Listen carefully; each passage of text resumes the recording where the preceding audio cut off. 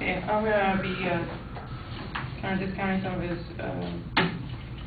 claims. First of all, he talked about the Autobahn. First thing he talked about was the on the beginning stages of the Autobahn in the first couple of years. There was twice the number of accidents as there were before the Autobahn. But this is recalling on like 1960s automobiles and safety, which is outdated data. He said before the emergency response system. So of course fatalities are going to be higher when there's no way of getting emergency vehicles out on there onto the highways.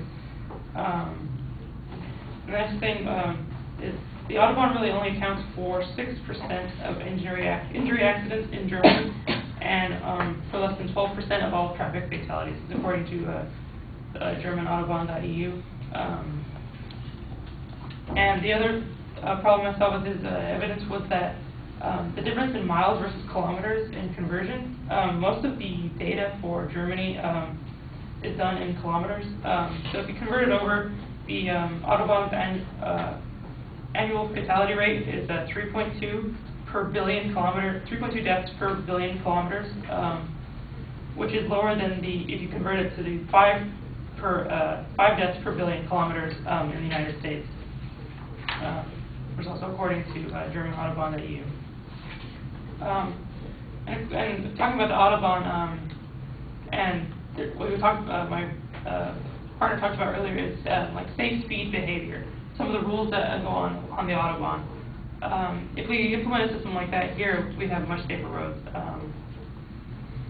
People sometimes, according to SafeSpeed.org, people sometimes think that vehicle speed control is too important to trust the drivers of the vehicles. We need to like set these speed limits up. We need to trust them, but we need to trust them to be able to control their own vehicles. Drivers must be able to make safe and immediate considerations and take action. These kind of skills are essential for all drivers so they don't crash. So it's more of a problem of a lack of education, a lack of experience on many of the drivers in the United States. Studies done by both Canada and the UK show that even when more restrictions are placed on drivers, they are less likely to follow road signs and warnings when there is unexpected danger, such as weather issues or roadworks.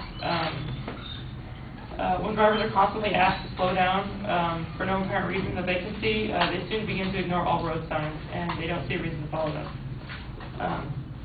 So this kind of shows why speed limits aren't the answer.